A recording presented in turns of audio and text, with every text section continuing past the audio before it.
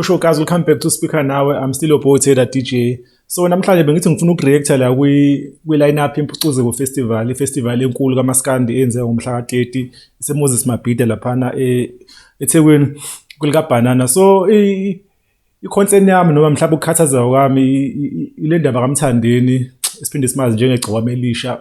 Sibonile line up abantu abaningi bamaskandi bakhona la kuzobe kuhlanganwa nje umaskandi abaningi but igama likaMthandeni SK Aliveli. So abalandeli ke beka bathi ukususa umsindo kuma comment laphana kwi-post kade post uKhathide Ngube laphana umsakazo uKhoze FM lo waduma kakhulu ngohlela lamaskandi. So uKhathide ukhona akathi umhlasela wathi umntalabha laphana umlandeli wakade esho ukuthi nina nizama ukhathela uMthandeni hayi ngekho ke line up. So wathi according to uTshatha uthi no ngeke sikwazi ukuforce umuntu simzise ku-event ebengafuni ukuza ku-event. So akekho uMthandeni kule line up ke. So I think mhlambe ukhula kwebrand yakhe mhlawumbe uMthandeni I think nawo usecabanga ukuthi mhlawumbe usebigger than uMaskandi. I think sekukhona lokubhamba phakathi because there is a promo yakhe la kananiza kuye esafika esalambile laphana enza ipromo kaMaskandi festival laphana. So esewumuntu ofisayo kuba ingxenye yalomcimbi omkhulu kangaka and there's something akayishoyo la ukuthi no la event enkulu ehlanganisa uMaskandi and stuff. So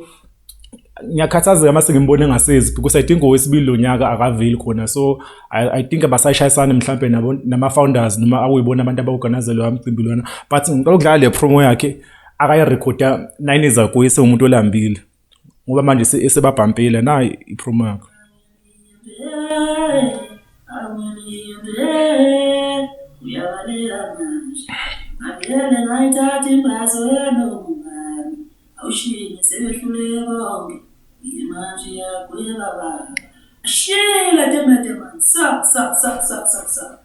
Ngibingelela igcome elisha umshini enkalo wabanekani ngibingelela umfana okhuluma bazinye abantu ngengoma bafowethu ngicela siphume ngomningi bethu siphume ngomningi emakhaya kuzona zonke izinkalo mhla ka-9 July bempucuze uMaskandi Festival siyobesela amathubo angithi abeshela inkundla lapha.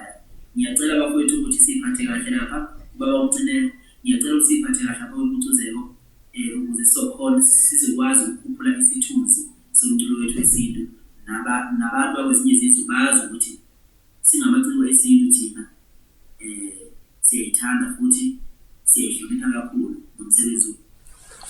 Yeah, so ngizoyibamba khona live video. So i-video le publishwe ngo-2016 ekade show yona uMthandeni lakhe. So umuntu uthi no le event yamaskandi ehlanganisa uMaskandi but ke 9 years later so yena umuntu ongasafuna ukuperforma laphana because I think maybe usefila ngathi mhlawumbe akasayidingi le mali akasalambanga leyo ndlela. So I think samele thizama ukuzehlisa because i-majority abalandeli bakhe bazobe khona laphana because bazobe bezosupporta amanye amaciko amaskandi even though mhlawumbe kukhona lo beef ekhona between uMthandeni noKhuzani but bazobezelela ukuzobona abanye because line up enabantu abaningi leyana. So I think lento yenziwa uMthandeni no ayikho right. Mina ngumuntu ophinde imlandele uMthandeni lakhe ngomunye nami oyifeni enkulu yakhe but ukuthi engabikho kule festival yamaskandi nami akuwehle kahle kumina nami njengomlandeli wamaskandi but nami ngombono wami nguSpeaker Nawe ke bengisho lokho engisho so nami angilwi asifuna udlame kuma comment besikomenta nje because I think akukho offend akukho right because le ama event afana nempucuzeko ezinye zezinto ezakhulisa ibrand yakhe. So mase babhampela kanje years later